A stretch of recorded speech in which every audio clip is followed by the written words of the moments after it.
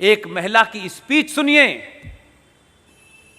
वो अपनी स्पीच में कह रही है कि ए जालिमों, यानी सत्ता और इस सत्ता के साथ खड़े होने वाले लोगों को वो ए जालिमों करके एड्रेस करती है। और इतनी फिलॉसफिकल बात ऐसे ही हल्के में नहीं कही जाती है, उसके पीछे बड़ा नैरेटिव होता है। उसने कहा कि हमने अपने बच्चों को लोरी नहीं सुनाई है, हमने अपने बच्चों को ट्विंकल ट्विंकल लिटिल स्टार नहीं सुनाया है, हमने अपने बच्चों को करबला की कहानी सुनाई है। आपको पता नहीं है करबला में क्या हुआ, इसलिए आपके ऊपर रिएक्शन नहीं है, और करबला में क्या हुआ यह मुझे पता है, इसलिए मैं कह रहा हूं यह शाहीन बाग CAA के लिए नहीं है। यह एक सरकार के आने के बाद इस देश की धरती पे, इस देश की विधानसभाओं में, इस देश के संसद के अंदर, इस देश के संविधान के अंदर जिस तरीके से नाजायज तरीके से डरा डरा करके, जैसे मौलाना आजाद ने, ये किसने कहा, कहां कहा पता नहीं, लेकिन खुद ये आइडिया एक मार्केट में फ्लोट कर दिया मौलाना आजाद ने कि देखिए पूरा वंदे मातरम गाने से मुसलमानों की आहत हो रही है और वो चाहते हैं कि इसमें बदलाव हो। क्रिएट कर दिया और खुद ही कमेटी के मेंबर भी बने और 3-4 और जोकरों को रख के उसे कहा कि इसको खत्म कर दिया जाए। इसलिए कुछ लोग तेज हैं क्या नैरेटिव क्रिएट करना है। उसने जब ये कहा कि हमें करबला की शहादत का पता है, मैं उन्हीं मुसलमानों से एक सवाल कर रहा हूं, सच बताओ कुरान शरीफ पे हाथ रख करके, करबला में क्या हुआ था? अगर यह हिम्मत नहीं है तो हिंदुओं को और सनातनियों को झूठ बोलने के लिए करबला का इस्तेमाल मत करो। करबला में तुमने मोहम्मद साहब के खानदान, उनके नवासों के नवासे, उनकी हत्याएं करके उनकी गर्दनों को नेजों के ऊपर, नेजों कहते हैं बड़े बड़े त्रिशूलों के ऊपर लेकर के शाम की गलियों में उनकी औरतों को बेराबरू होकर घुमाया था। तुमने ये किया था, तुम किसको बताना चाहते हो? तुम तो न मोहम्मद के सगे हो न उनके खानदान के सगे हो। तुमने तो उनके दामाद को नमाज पढ़ते हुए उनका कत्ल किया। तुमने तो मोहम्मद की बेटी के घर में आग लगाई और जलते दरवाजे में उन्हें मार के दफन कर दिया। तुमने उनके नवासों की गर्दनें काटी। तुम कहते हो कि करबला हमें याद है, तुम करबला के बारे में झूठ बोल रहे हो। आज ये ताकतें कौन हैं? ये वही ताकतें हैं जिन्होंने मोहम्मद के खानदान को मारा। इसलिए अबू बकर से लेकर के अल बगदादी तक एक ही सोच है, जो मोहम्मद के नहीं हुए वो हिंदुस्तान के कैसे हो सकते हैं? जो उनके नवासों के नहीं हुए उसके कैसे हो सकते हैं? हमको सिखा रहे हो?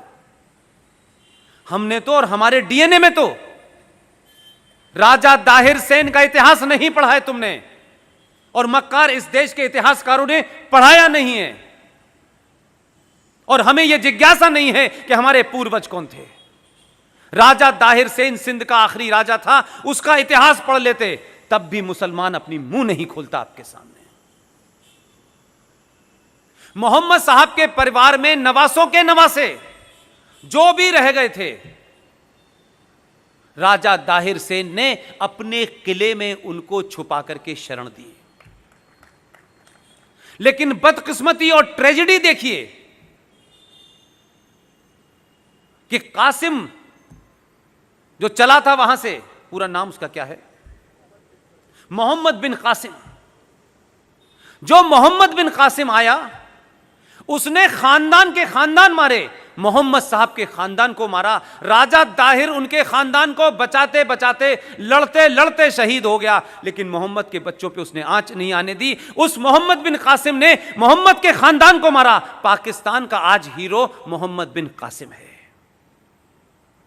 कहां के मुसलमानों हो और किस जगह के मुसलमानों हो, अब अरे मुसलमान होने पे मुझे शक है, और मेरा शक इसलिए है जो मुसलमान हैं पूरी दुनिया में, जो कुरान को मानते हैं, जो शरिया को मानते हैं, जो हदीस को मानते हैं, वो मुसलमान होने का पाखंड नहीं करते। तुम मुसलमान नहीं हो, तुम इस धरती पे मुगलों द्वारा अत्याचारों के सामने तुमने तलवार के सामने शलवार पहन ली थी। तुम कन्वर्टेड हो। इसलिए तुम मोहम्मद के बारे में नहीं जानते। लेकिन हिंदुस्तान में पॉलिटिकली मुसलमान होना एक फायदे का सौदा है। सत्ताएं डरती हैं, लोग डरते हैं, समाज डरते हैं, नाजायज मांगों को लोग मान लेते हैं। इसलिए तुम असली मुसलमान नहीं हो, तुम कन्वर्टेड मुसलमान हो। इसलिए तुम सही इतिहास नहीं बताते। तुम्हारा इतिहास मोहम्मद बिन कासिम से नहीं होता। तुम वो बुज़दिल लोग हो कि तुम्हारे पूर्वजों ने लालच के मारे या तलवार के डर से अपना धर्म छोड़ के मजहब में चले गए थे। मैं ये बात आपसे इसलिए कह रहा हूं, जब वो आपको डराते हैं, आप तलवार से डर जाते हैं, आप फतवे से डर जाते हैं, तो कभी आप भी तो उनसे सवाल पूछो कि पागलों और जाहिलों, तुम किसको डरा रहे हो? हमारे बाप दादा पुरखे तब नहीं डरे तुम्हारी उस तलवार से, तो आज हम तुमसे डरेंगे? तुम तो डरे हुए लोग हो, हमें क्या डराओगे यार? ये बोलना शुरू करा है आपने, इसीलिए इस देश में बड़ी उथल पुथल है।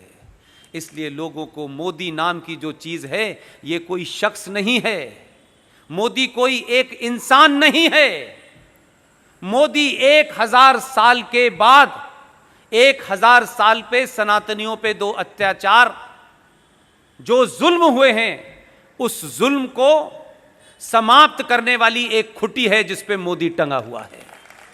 ये वो सोच है जिसके 7000 साल की तकलीफों को दूर करने के लिए हमें लगता है कि यह आदमी आया है, इसलिए पूरा देश उसके साथ खड़ा हुआ है और हर आदमी यह चाहता है कि इसको समाप्त करना चाहिए। इसलिए यह देश ने अपनी दिशा तय कर ली है। आपने टॉपिक बहुत अच्छा रखा है।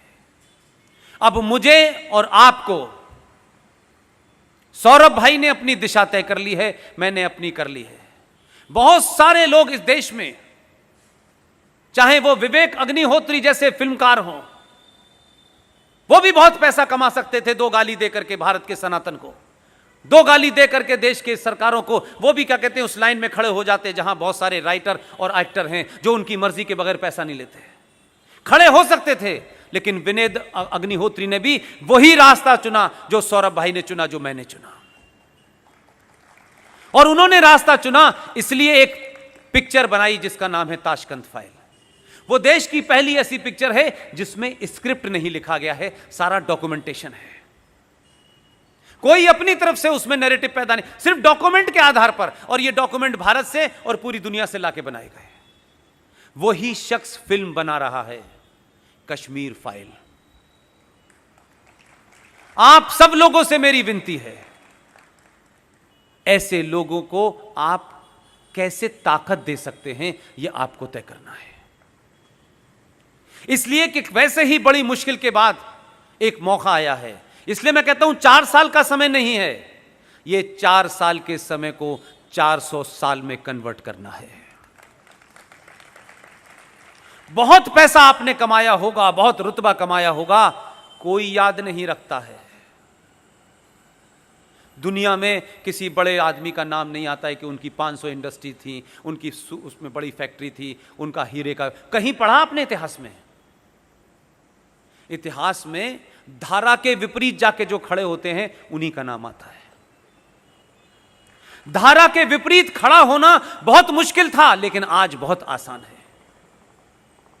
मुंबई जैसे शहर में रात के 9 बजे करोड़पति लोग इसमें बैठे होंगे, बहुत काम उनके पास होंगे, लेकिन दुनिया भर में जो लोग बातें कह रहे हैं, सौरभ भाई जो बात कह रहे हैं, उस दिल ने उनके मन में कहीं कोई आग पैदा कर दी है, इसीलिए वो यहां बैठे हुए हैं।